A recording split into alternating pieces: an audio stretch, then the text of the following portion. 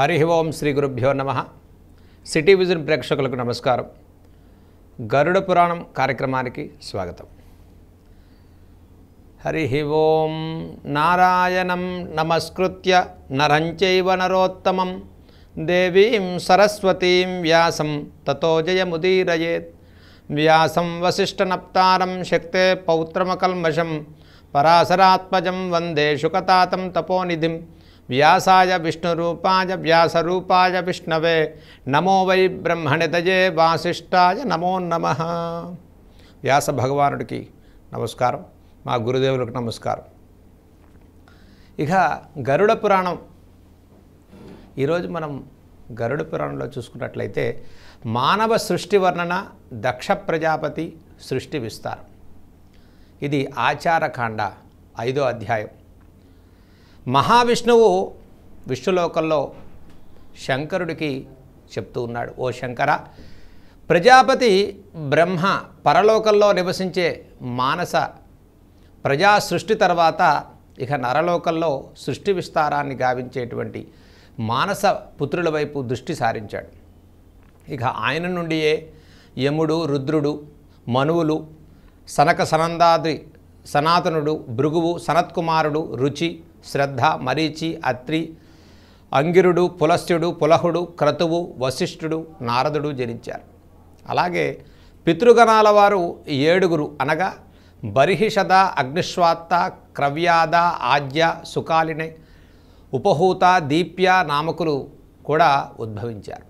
ఇక వీరిలో మొదటి 3 ఆమూర్త రూపులు, అంటే చివరి 4 మూర్త రూపులు.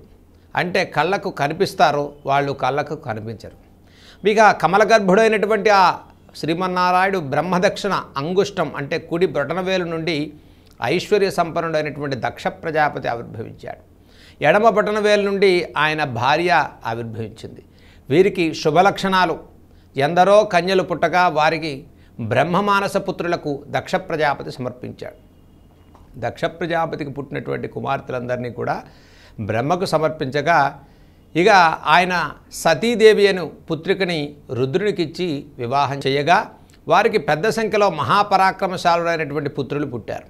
ఇక దక్షుడు ఒక అసాధారణ రూపవతి, సుందర సులక్షణ లక్షిత జాతయకు తన ఖ్యాతిని కూతురుని భృగు మహర్షికిచ్చి వివాహం చేశాడు. వారికి ధాత, విధాత అనేటువంటి కుమారులు శ్రేయను కూతురుగా పొందారు. ఈ శ్రీనే హరి వరించాడు, శ్రీహరి అయినాడు. కాబట్టి వారికి బల ఉన్మాదులను కొడుకులు కలిగారు.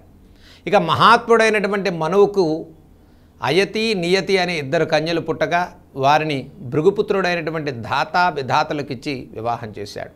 వారికి ప్రాణుడు, మృకండు అనేటువంటి వారు పుట్టారు. ఇక నియతి పుత్రుడైనటువంటి మృకండునికి కొడుకే ఆ మహానుభావుడైనటువంటి మార్కండేయ మహర్షి. ఇక మరీచి సంభూతులకు పౌర్ణమాసుడు అనేటువంటి పుత్రుడు జన్మించాడు. ఆ మహాత్ముని పుత్రులు విరజుడు, సర్వగుడు. ఇక అంగిరాముని దక్షకన్య స్మృతి ద్వారా ఎందరో పుత్రులు సినీవాలి, కుహు, రాక, అనుమతి నామక కన్యలు కలిగారు. ఇక అనసూయ, అత్రి ద్వారా చంద్రుడు, దూర్వాసుడు, దత్తాత్రేయుడు కలిగారు. పులస్త్యుడు ప్రీతి ద్వారా దత్తోలుడు పుత్రుడు పుట్టారు. పులహ ప్రజాపతికి క్షమ అనేటువంటి పతి ద్వారా కర్మశుడు, అర్ధవీరుడు, సహిష్ణు అనేటువంటి పుత్రులు ఉద్భవించారు. ఇక క్రతువుకి పత్ని సుమతి ద్వారా 6000 మంది వాలాఖిల్య ఋషులు ఉద్భవించారు. వీరంతా కూడా ఊర్ధ్వరేతస్కులు, అంటే బొటనవేలి పరిమాణం వారు, సూర్యునంత తేజస్సంపన్నులట. మరి వశిష్ఠులు పత్ని అయినటువంటి ఊర్జ ద్వారా రజుడు, గాత్రుడు, ఊర్ధ్వబాహుడు, శరణుడు, అనఘుడు, సుతపుడు, శుక్రుడు అనేటువంటి మహర్షులు ఉద్భవించారు. వీరిని సప్త మహర్షులు అని కూడా అంటారు. ఈయన శ్రీరాముని యొక్క గురువు వశిష్ఠుడు కాదు. అటువంటి ఈ యొక్క బ్రహ్మాండమైనటువంటి ఈ సంతతి ద్వారా ఓ శివశంకర, దక్ష ప్రజాపతి తన కూతురైనటువంటి స్వాహాను అగ్నిదేవుడికిచ్చి వివాహం చేయగా వారికి పావక, పవమాన శుచులను పుత్రులుగా పుట్టారు. వీరే త్రేతాగ్నులు, పరమ ఓజస్సులుగా చెప్తారు. దక్షకన్య అయినటువంటి స్వధకి వైతరిణి అనే కూతుళ్ళు పుట్టారు. వారు బ్రహ్మవాదులు. మేనాకు హిమవంతుని ద్వారా మైనాకుడు అనేటువంటి పుత్రుడు జన్మించగా గౌరీ నామంతో ప్రసిద్ధి చెందిన పార్వతీదేవి అను కన్య జన్మించారు. ఏమయ్యే పూర్వజన్మలో సతీదేవి.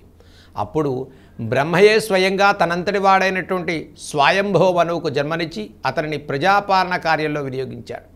సర్వవైభవ సంపన్నుడైనటువంటి స్వయంభవ మనుమహారాజు తన అఖండ తపఃఫలంగా పరమశుద్ధ తేజస్విని తపస్విని రూపాదేవిని భార్యగా పొందాడు. వారికి ప్రియవ్రతుడు ఉత్థానపాదుడు అనేటువంటి కొడుకులు కుమారులు పుట్టారు. ప్రసూతి, ఆకూతి, దేవహూతి అనేటువంటి కూతుర్లు కలిగారు. ఇక ఆడపిల్లల ముగ్గురిని క్రమంగా రుచి ప్రజాపతికి, దక్ష ప్రజాపతికి, కర్దయమునికి ఇచ్చి వివాహం జరిపించారు. రుచికి యజ్ఞుడనేటువంటి కుమారుడు జన్మించగా దక్షిణయను కూతురు జన్మించారు. యజ్ఞునికి 12 మంది మహాబలశాలులైనటువంటి పుత్రులు పుట్టగా వారే యమ అనే దేవగణానికి మూలపురుషులైనటువంటి పేరుగా ప్రఖ్యాతి పొందారు. ఇక దక్ష ప్రజాపతికి ప్రసూతి ద్వారా 24 కుమార్తెలు పుట్టారు. వారిలో శ్రద్ధ, లక్ష్మి, ధృతి, తుష్టి, పుష్టి, మేధ, క్రియ, బుద్ధి, లజ్జ, వపు, శాంతి, బుద్ధి, కీర్తి అనేటువంటి పేర్లు కలిగిన 13 కన్యలను దక్షిణపుత్రుడైనటువంటి ధర్ముడు పత్నులుగా స్వీకరించాడు. ఇక తర్వాత ఖ్యాతి, సతి, సంభూతి, స్మృతి, పీతి, క్షమ, సన్నతి, అనసూయ, ఊర్జ, స్వాహ, స్వధ అనేటువంటి పేర్లు కలిగినటువంటి 11 మంది కన్యలను దక్ష ప్రజాపతి క్రమంగా భృగు మహర్షికి సమర్పించాడు. ఈ త్రేతాగ్నిలో విద్యుత్ సంబంధమైనటువంటి అగ్నిపావకమైనటువంటి ఘర్షణ ద్వారా వచ్చేది పవమానం. సూర్యునిలోనిది శుచి కూర్మ పురాణంలో ఈ విధంగా చెప్పబడి ఉన్నది. ఇక పావక పవమానశ్చ శుచిరగ్నిశ్చ శ్రేతయ అనేటువంటి మంత్రం ద్వారా నిర్మద్య పవమాన స్వాద్వైదుత్య పావక స్మృత యస్య తపసే సూర్య శుచిరగ్నిశ్వాసౌ స్మృత అనేటువంటి మంత్రం ద్వారా పరమశివుడు, మరీచి, అంగిర మహర్షి, పులస్త్యుడు, పులహుడు, క్రతువు, అత్రి, వశిష్ఠుడు, అగ్నిపితరుడు అనేటువంటి ప్రసిద్ధులకిచ్చి వీరందరినీ వివాహం చేయటం జరిగింది.